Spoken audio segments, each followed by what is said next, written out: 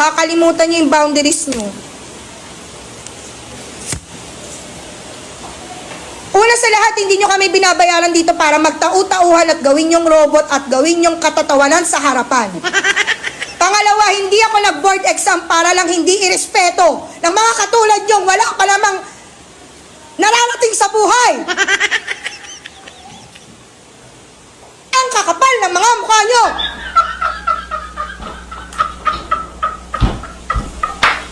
Di nyo nga kaya buhayin yung mga sarili nyo?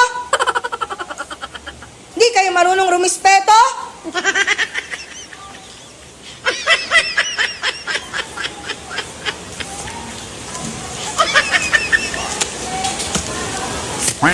Mag-board exam din kayo para malaman nyo kung hanggang saan kayo. Baka hindi pa nga kayo pumasa eh.